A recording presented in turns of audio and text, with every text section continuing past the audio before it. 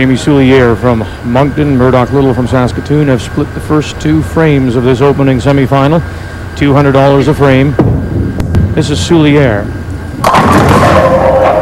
What I find fascinating with him is that he bowled Candlepin starting at the age of 2 and then switched over. Fred Stanbauer from the Plaza Bowl, the owner of the Plaza Bowl, converted him into the 10-pin game, which he's been doing for 5 years.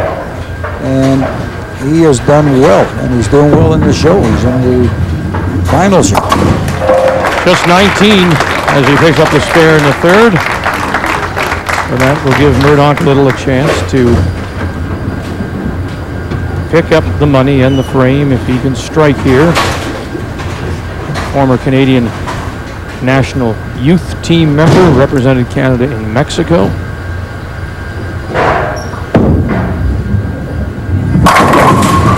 And it's like that. He's lined up well on the right-hand lane. This is the lane that's give him a fit. I mean, it gets him thinking just a little bit, the left-hand side. Watch the angle here. See how his feet are aimed over towards the 10-pin? Now, as he lets go of it, he's still out there, but he rifles the ball, and all of the pins go on down.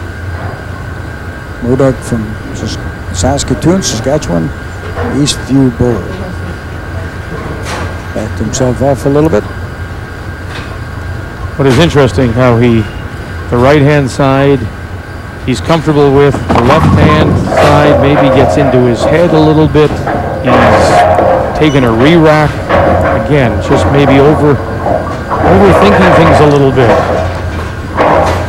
He gives credit to Jason Couch for helping him.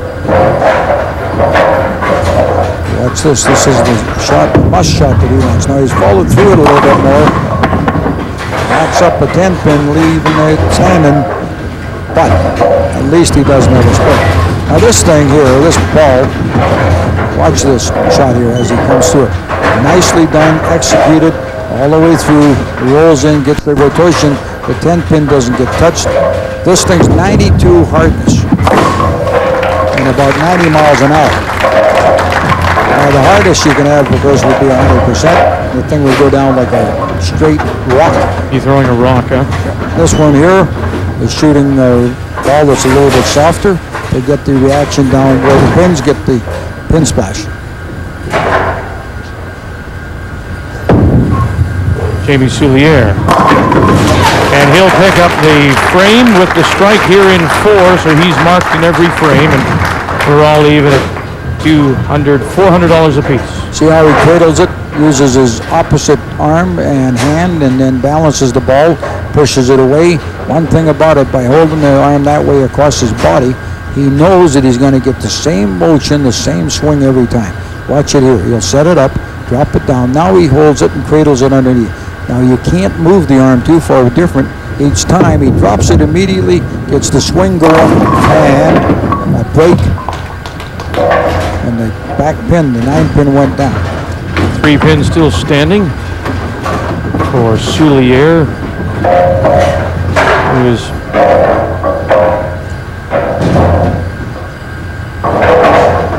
finishing up his studies at the Christian Academy, hopes to become a chartered accountant.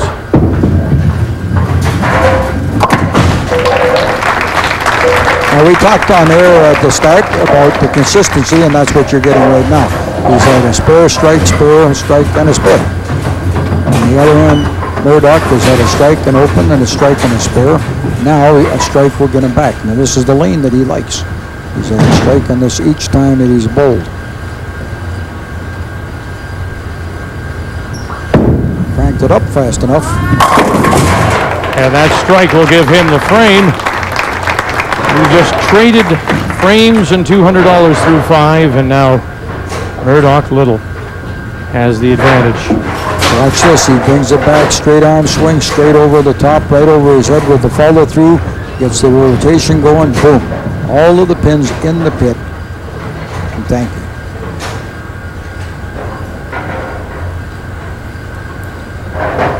$400 to $600 for Lyttle. Both bowlers winning $1,100 in their preliminary and quarterfinal matches. Both of them are students.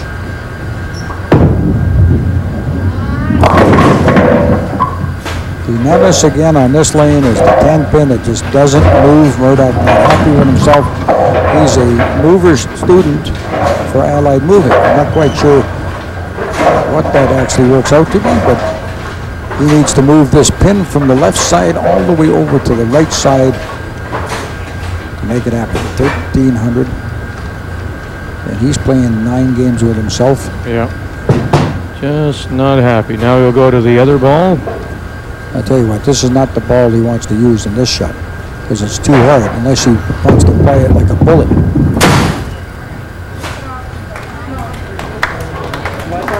So an open.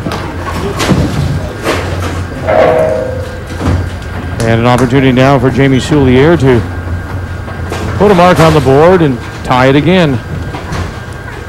Plaza Bowl in Moncton, Galaxy Bowl as well, and the YBC bowler is snapped his foot a little there, not too happy with the fact that he pulled it over just a little bit. 98 in the 5th.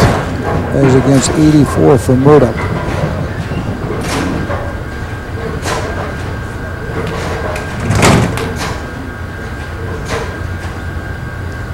He's done very well for his first appearance.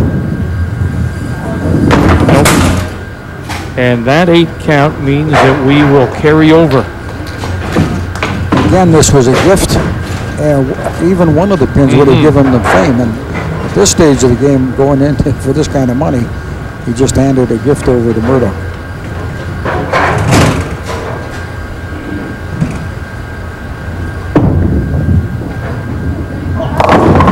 Got him all. Strike in 7 puts the pressure on Murdoch Lyttle as we play for $400. Murdoch needs a strike. He's on the proper lane, the lane that he's had the greatest success on. Can he follow it through, make it happen here? He's got a gift given to him if he does this one.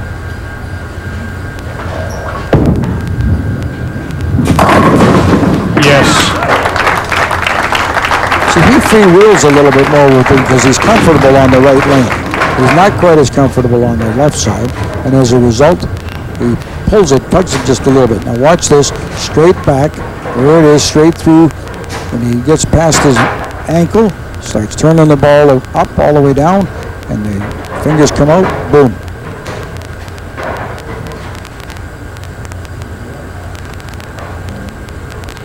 So there you see the pin difference. Both bowlers with strikes up in 7. Now we're playing for 3 frames or $600 here in the 8th. For Murdoch Lyttle, the $600 would put him over the top and into the final. Jamie Soulliere must win it or force another carryover. Changes his hand position a little bit here, so let's see if it works for him. 3-6-10. And a bit of a difficult spin.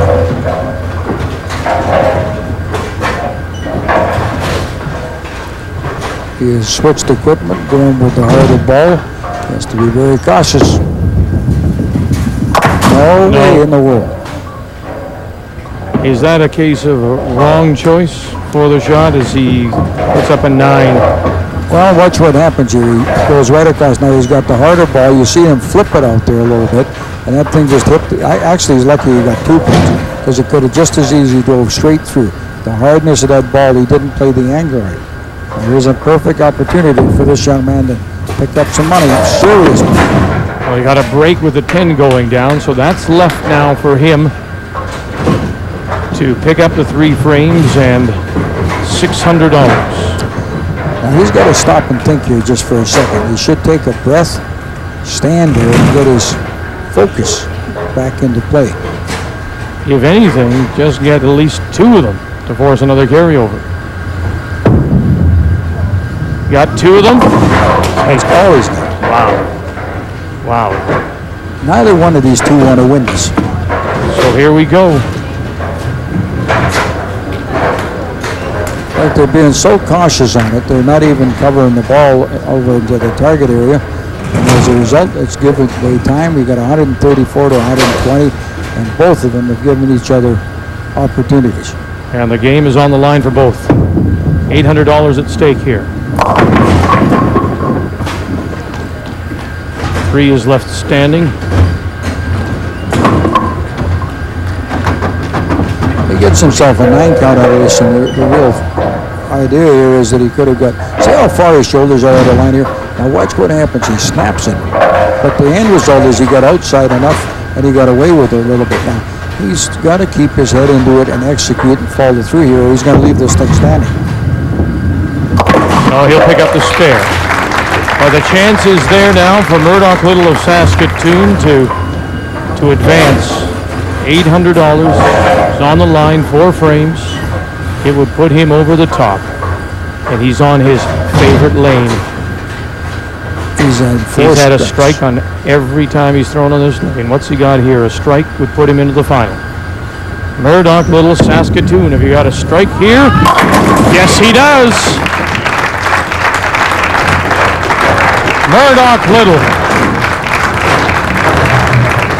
He did that in one of the other matches where he took out one of the real early bowlers, and watch the eyes, watch the determination, the execution. You notice it on this lane. He follows through a little bit more deliberate, and bang. In this one, he's tentative. Not here. This is good. How sweet it is. Slaps the hands. Now he wins 1,400 so far. This one, he's got to charge at it a little bit more. Get at it and go through the ball. Rip the ball apart. And he'll leave the 5. If anything, looking to build up a little confidence on this lane, because he knows he'll play one more game against either Calvin Groff or Bob Woolley.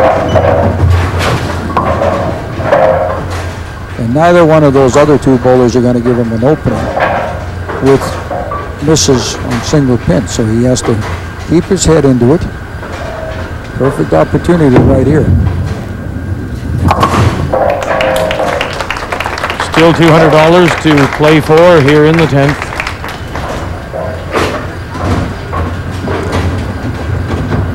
There's a potential 160 for the strike. Soulliere is the one that's going to have the highest score, but because of just the way that the pins fell and the pin carry or frame carry forward, this is the man that will advance. He has to find a shot out. He has to find something that'll work for his next game. That's not going to be it. Murdoch Lyttle will close with an 18 count. He'll bowl a 158.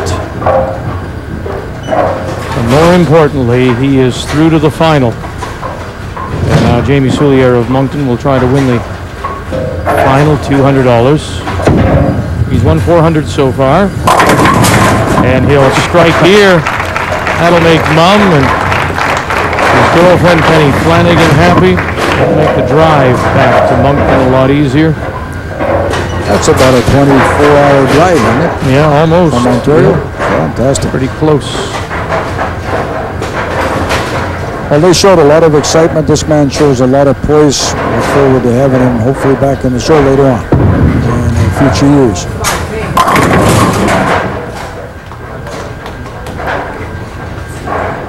First New Brunswick bowler that's advanced this far. And Mom told me off air that she would be happy no matter what happened. Anything else right there. Anything else she said was a bonus. So he'll get the final frame. He'll go home with $1,700 as he bowls a 174. But it is Murdoch Lyttle who cashed in a 4-frame carryover for $800. And that put him over the top as he wins $1,400. He'll take $2,500 into the final against either Calvin Groff or Bob Woolley.